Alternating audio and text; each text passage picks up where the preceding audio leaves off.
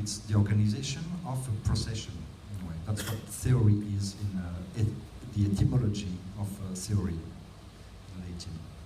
So, obviously it was there, but it was there in the Western world too, not only in the Hinduist, for example, or Buddhist, for example. I'm quite familiar with Indian philosophy, for example. And obviously you can find many things, like even did lectures about Buddhism and art, like, which is super important pattern for the 20th century art. You can see that in Marcel Duchamp, in John Cage, Robert Filliou, many others. And those type of dialogues are actually filling and providing contents which are very strong. But what does it mean it already exists? Because what I described in this book is the apparition of a new generation of artists working specifically on this. You can find examples of artworks which are more or less close to this idea, like Elio Oiticica in Brazil, in the 1960s, Tom Marioni in California in 70. But the difference is that those artists were actually aware of that idea and put it on the floor, actually. And that's very different. To give you an example, you can find prototypes of pop art in the 1930s. Stuart Davis, Gerald Murphy, even Fernand Léger somehow. Of course. But it was not pop art yet, because it was not conscious of being pop art. That's the main difference. You can see examples of relational art, before the 90s, but it's not the same, because it was not conscious, actually, and not. It's the hierarchy, actually, of concepts which changes everything. Yeah.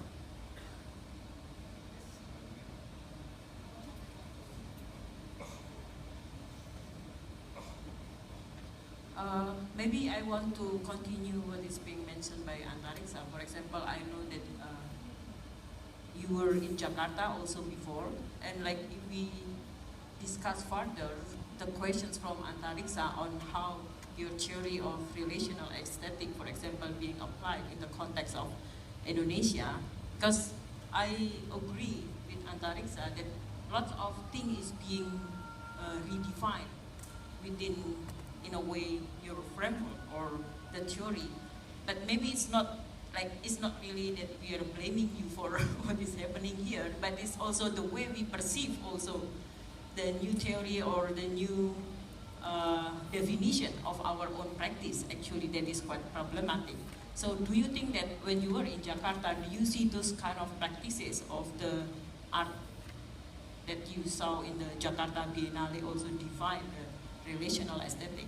That is one. And then the second one, I want to ask you, starting from your latest statement, where you mentioned artists as translator, and then I want to go back also to your first or your opening statement about you see the beauty as energy.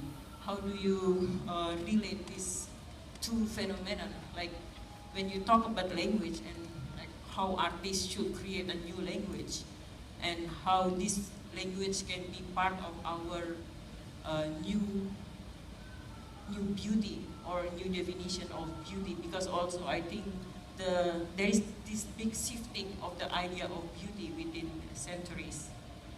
Because I feel also like when you say when you mention the examples of the works of Pierre Huy, it's also quite different context of what we have here. Like for example, Antariksa mentioned that the idea to speak with animals or the natural landscape actually something that we have already practiced as part of the Eastern philosophies. But at the same time also I think the works of Pierre Huy, as I experience it, is different.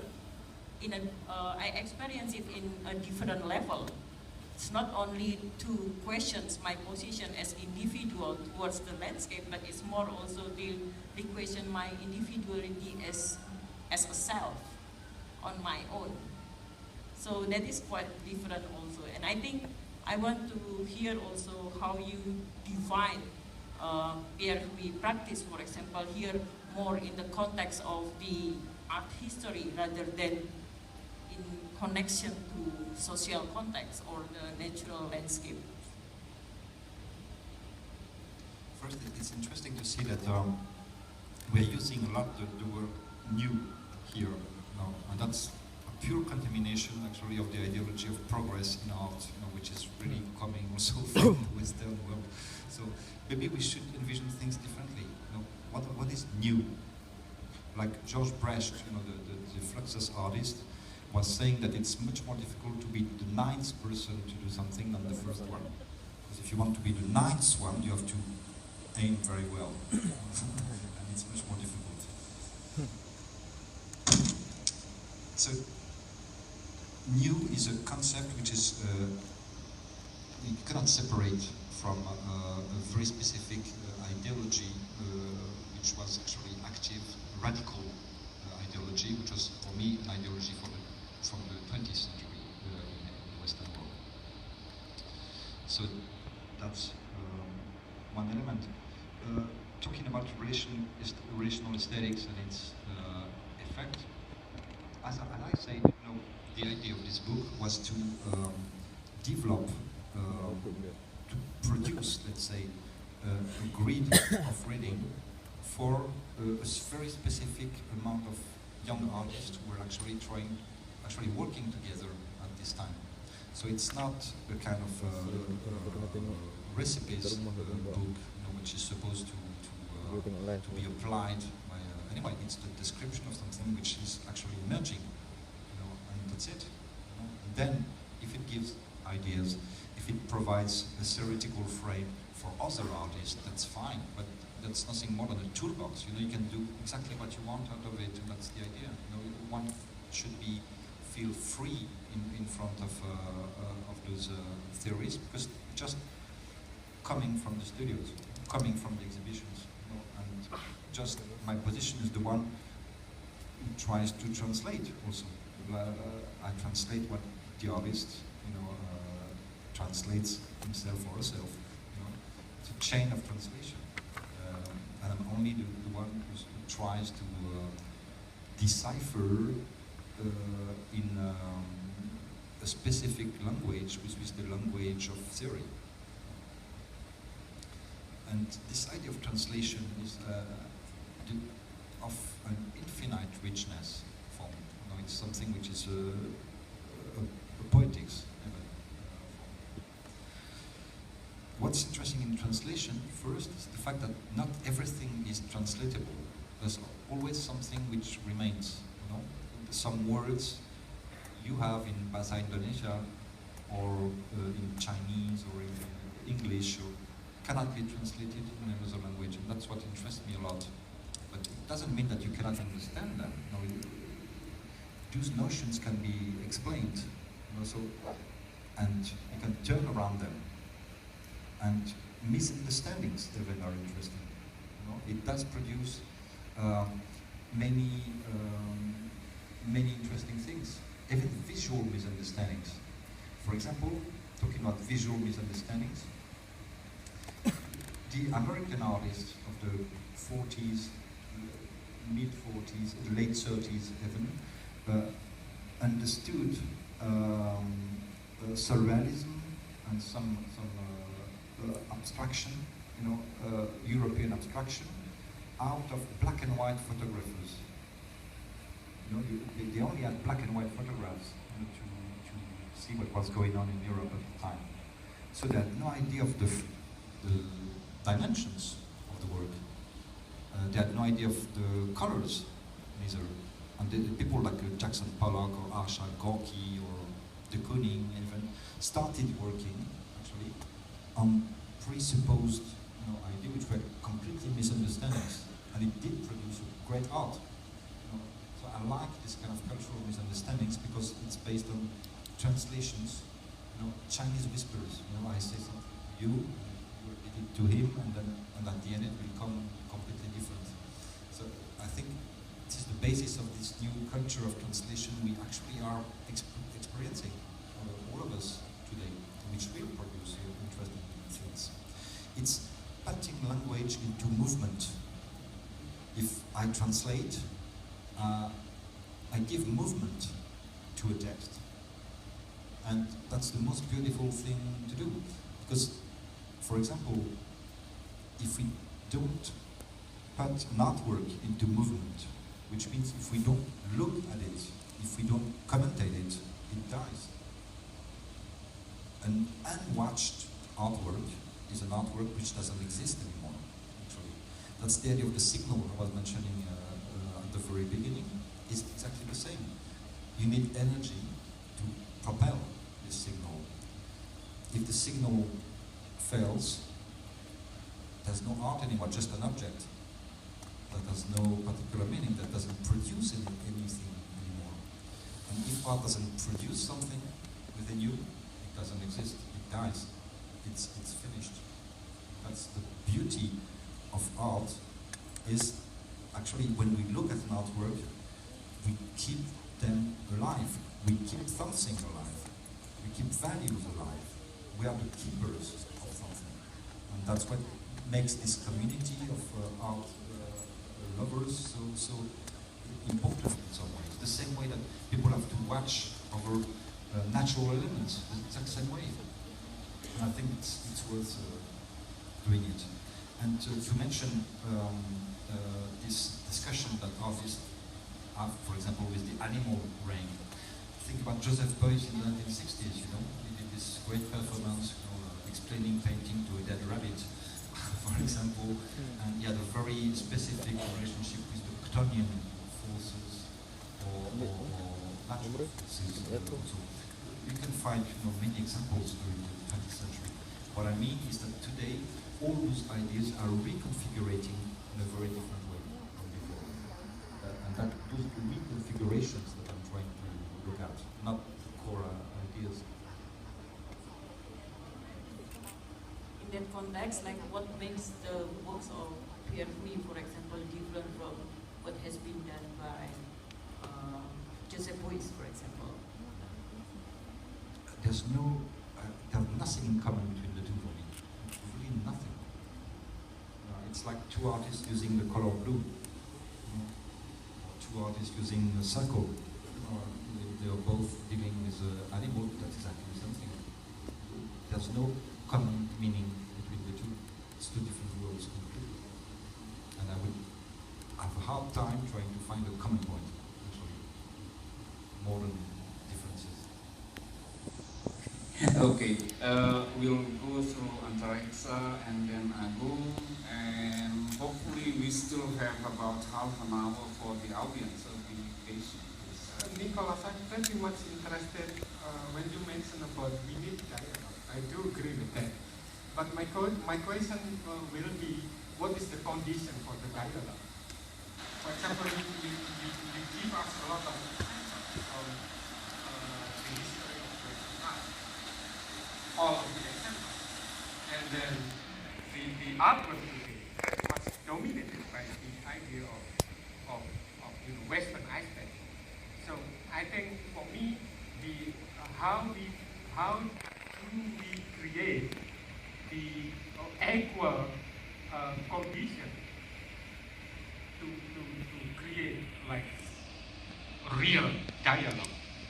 Because what can I see now? What is happening now in many places in the world through international biennales and invited artists from different quote-unquote developing countries, a lot. But when they put it, it's not really dialogue. It's like Olympic Games. So it's not dialogue. It's again, at the end of the day, it's competition, which is, I do agree with you, there's ethnocentrism. We fall back to that idea. So my question is, what is the condition for this dialogue to create what you call as new language? think the first condition for a dialogue is the end of paranoia. No, and it's important, to bring. I bring what I have on the table. Bring what you have on the table. That's the only condition for a dialogue. There's no other one. Yeah, I'd like to go back to what Antariksa stated earlier about the fact that we have our own relational concept in, maybe the traditional like in Bali and so on. I kind of disagree because the fact that, for instance, the way traditional people like use the materials for the offerings, for instance, have already changed a lot. It becomes somehow a kind of routine that these people nowadays who inherit the tradition of using offerings, for instance, they can easily replace or exchange the materials for offerings, for instance, with something else, which somehow, it shows that there is a difference between the relational, like you kind of mentioned earlier, relational situation that happened in the traditional society in the past with what we are witnessing now in the life of, for instance, contemporary Balinese society. So this also brings me to the,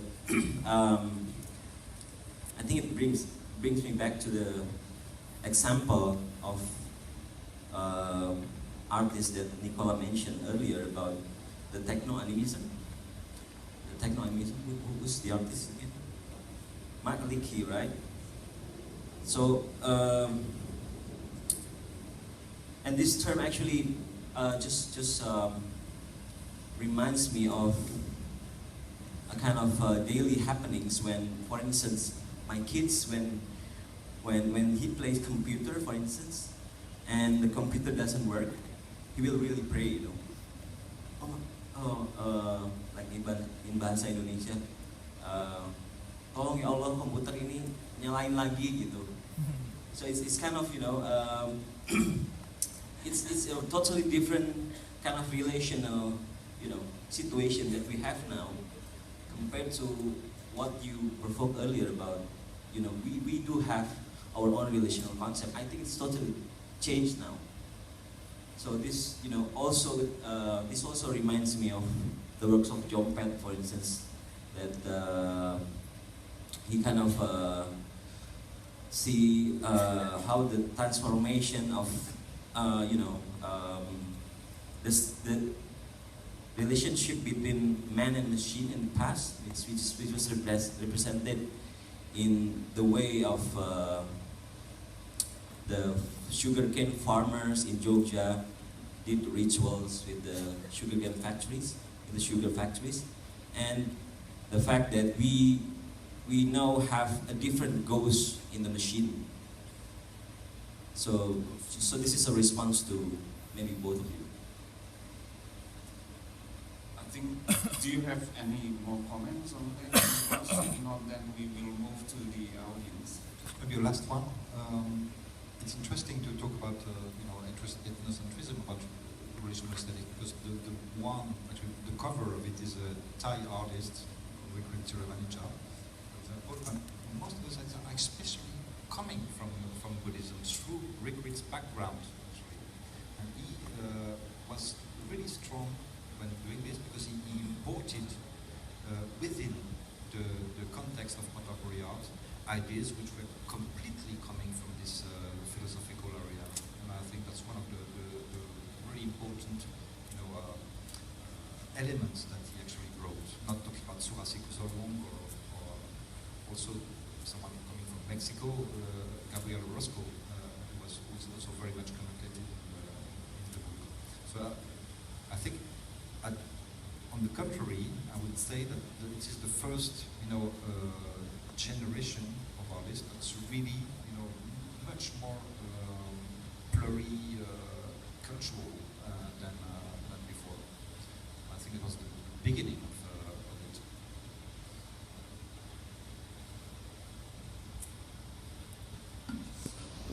very quick one. But you did mention the importance of local specificity in this context, to somehow construct this new modernity that we see. Okay, now we have the sessions about half an hour, I guess. We still have time. That's the schedule that I have. For the audience, you can